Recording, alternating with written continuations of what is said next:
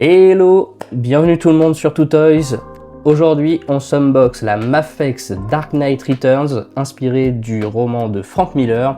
Ici, c'est une version Dark Knight triomphant. Donc en fait, c'est de Dark Knight, donc le Batman mais en vieux, vraiment fin de carrière, avec du battle damage, avec des couleurs qui pètent. Et franchement, une figurine Mafex de cette qualité est très inspirée du comics, très fidèle. Ça peut que être intéressant pour tous les fans de Batman, comme ici, je vous le rappelle. Donc, on se regarde tout ça, et on se fait un débrief. Et voilà, on arrive sur cette boîte, donc du coup, la figurine qu'on voit en transparence, la tête, le masque, les petites mentions, comme quoi c'est Dark Knight Returns, et puis derrière, quelques poses qui lui vont plutôt bien. Donc c'est la numéro 119, cette figurine de chez Mafex.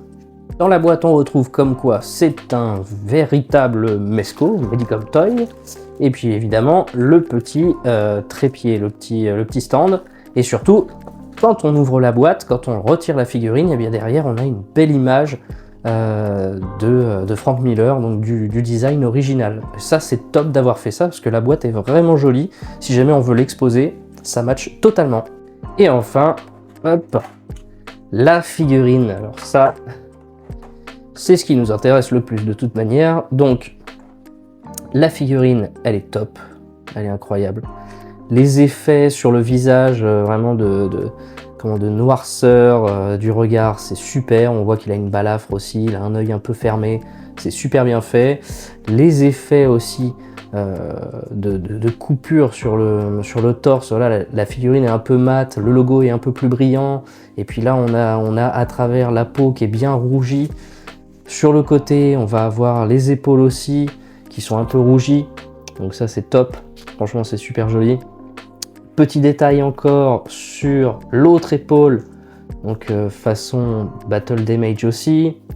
Et puis surtout, hop, on a aussi son poing. Donc ça c'est top d'avoir fait ça, d'avoir fait le poing abîmé comme ça, c'est vraiment super. Et surtout sur toutes les autres mains, on le verra, mais elles y sont aussi, ces écorchures. Voilà, il y en a au genou, il y en a encore sur la cuisse, franchement. Elle est incroyable cette figue. Un design un peu particulier, une couleur particulière, mais ça peut rendre très très bien dans une collection. Donc au niveau des accessoires, on a ces mains qui sont ouvertes avec, comme je le disais, une main abîmée, deux mains ouvertes, deux mains entrouvertes qui nous permettra de tenir aussi la cape ou un accessoire, deux poings légèrement ouverts, alors du coup, hop, on voit pas très très bien, mais c'est légèrement ouvert, donc on pourra passer un batarang ou autre. Le masque, qu'on pourra soit tenir dans une main, soit mettre par-dessus le col. Des petits batarangs qu'on pourra caler aussi dans les mains. Et enfin, cette tête de Bruce Wayne abîmée après s'être pris un cocard par Superman ou par quelqu'un d'autre, et qui rendra très très bien.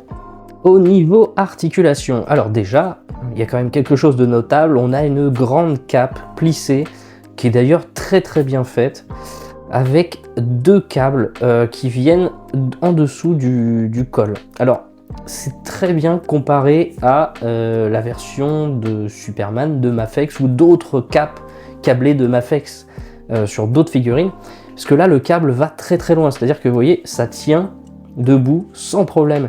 Alors que sur d'autres Mafex, le câble commençait ici, donc en fait c'était impossible, elle retombait tout le temps, il fallait faire des petits trucs comme ça pour que ça vienne tenir, mais elle pouvait pas tenir droite comme ça. Alors que là, pas de problème quoi. Donc déjà ça c'est un premier point, et c'est un très très bon point. Au niveau de la tête, les articulations, donc il peut descendre jusqu'ici, voilà, il peut remonter jusque là, ce qui est pas mal. Et ça, c'est uniquement pour cette tête. On verra par la suite avec l'autre tête. Au niveau des bras, alors, quand on lui enlève un peu sa cape, on voit qu'on a du butterfly joint ici. Donc ça bouge bien. Ça craque un petit peu, mais c'est normal. La figurine, elle est neuve en fait. Ici, on a un bicep swivel. Donc on peut tourner sans problème. Le bras, il y va aussi. presque, oui, à un peu plus de 90 degrés sans problème.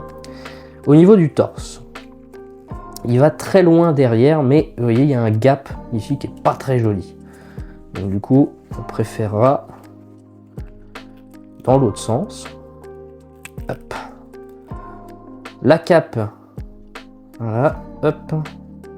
Donc voilà ce que ça peut donner.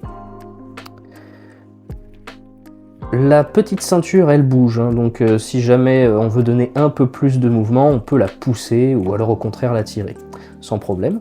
Les jambes, il y a un drop down, donc voilà, hop, et il y a une petite diff. Et après, ça nous permet d'aller à, oui, à peu près 90 degrés, hein, à peu près. Pareil pour les genoux, c'est très bien articulé. Voilà.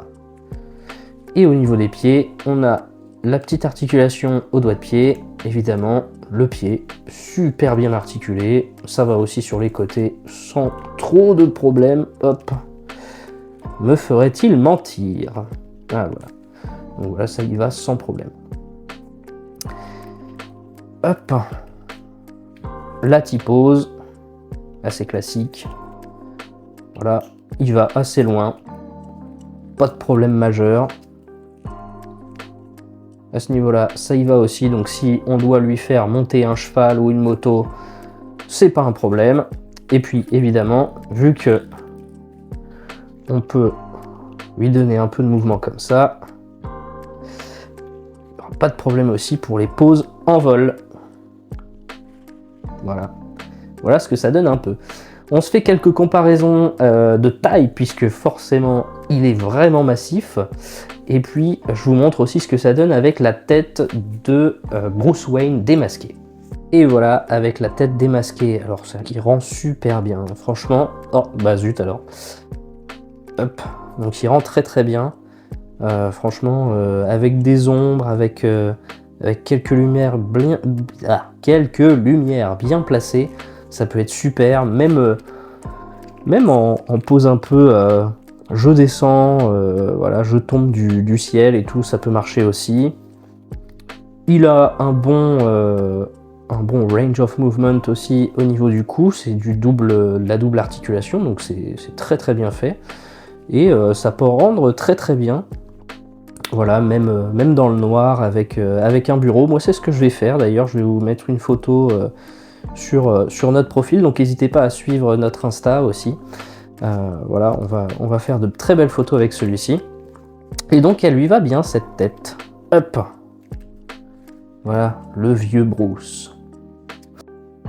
Donc, voilà ce qui donne à côté du InArt Batman Dark Knight Rises. Voilà.